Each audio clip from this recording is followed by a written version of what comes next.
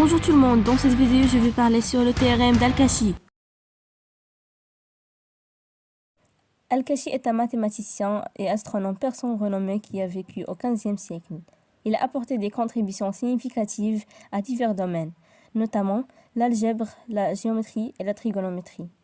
L'une de ses réalisations les plus remarquables a été le calcul de pi avec une précision sans précédent, l'étendant à 16 décimales.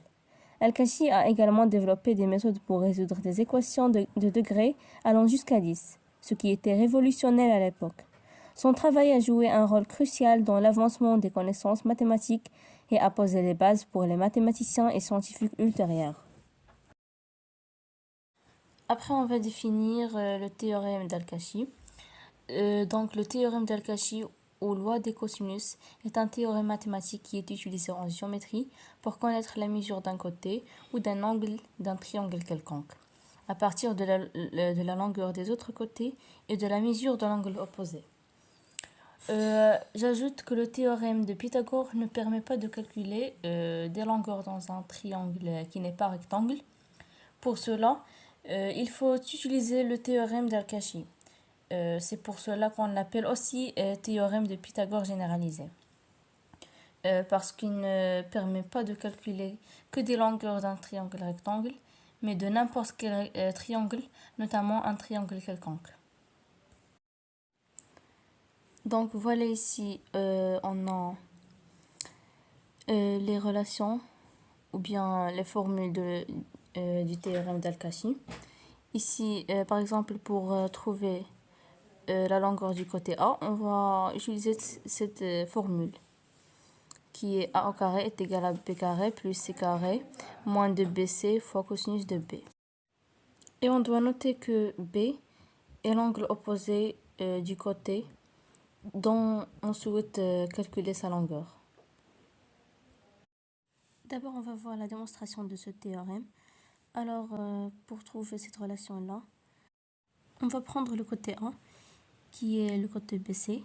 Donc, BC carré est égal à le vecteur BC carré, est égal à le vecteur BA plus le vecteur AC, le tout au carré, selon la relation de Charles, est égal à le vecteur AC moins le vecteur AB.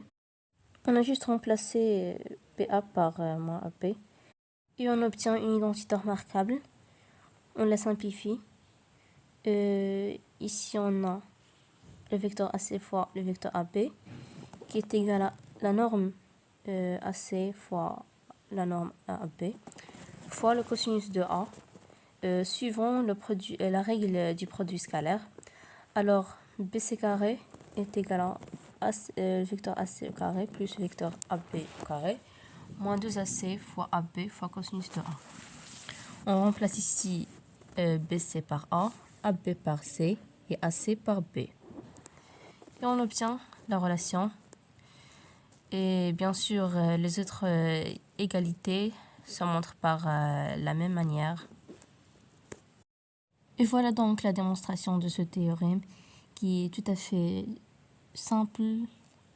J'ai déjà dit que le théorème d'Al-Kashi est généralisé, ou bien le théorème de Pythagore est une exception de ce théorème-là, car on sait que dans un triangle rectangle, on a un angle droit. Par exemple, on considère ce triangle rectangle en A. Donc, l'angle A va être égal à 90 degrés. Et on sait que le cosinus de l'angle 90, c'est 0. Donc 0 fois moins 2BC, c'est 0. Et on va obtenir le théorème de Pythagore qui est A au carré est égal à B carré plus C carré.